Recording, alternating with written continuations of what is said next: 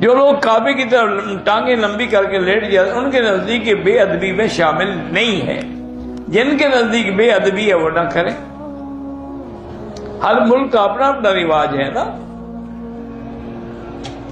بلکہ وہ تو کہتے ہیں کہ جو سر کعبے کی طرف کر کے لیٹتے ہیں یہ گناہ گار ہے، جو ٹانگیں کر کے لیٹتے ہیں وہ ٹھیک ہے.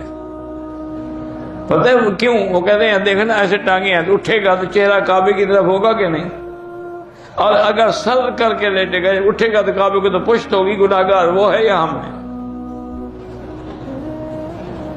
تھوڑا سا عقل تم بھی لڑا لیا کرو، اس لیے اعتراض نہ کیا کرو کسی پر.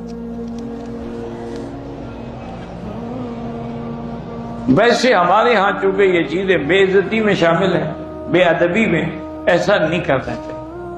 وہ ایک مثال ہے، اللہ عالم صحیح ہے، تو مثالیں گھڑتے بھی تو بہت ہیں نا.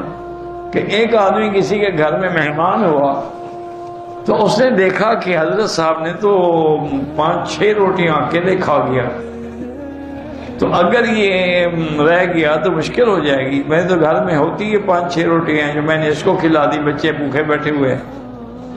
بہرحال رات میں جب سونے لگے تو نے کہا اچھا بھائی چارپائی وغیرہ اپنی ٹھیک کر لو، کھانا کھا لیا، سو جاؤ. وہ چارپائی جب ٹھیک کرنے لگا انہوں نے کہا اللہ کے بندے یہاں پاؤں کا رہی ادھر تو کعبہ شریف ہے. انہوں نے کہا اچھا ٹھیک. اس نے چارپائی بدل دی، اور جب بدلی انہوں نے کہا یار تم کوئی جاہل ہو، ادھر مدینہ شریف ہے. انہوں نے چارپائی پھر بدل دی. انہوں نے یار بڑے عجیب بھی ہو گئے، یہاں تو عبد القادر جیلانی کا مدار ہے. تو انہوں نے کہا یوں کیوں نہیں کہتے کہ نکل جاؤ، ورنہ مجھے ہاتھ لٹک کر تو میں نہیں سو سکتا. سیدھی بات کہ ابھی چلے جاؤ.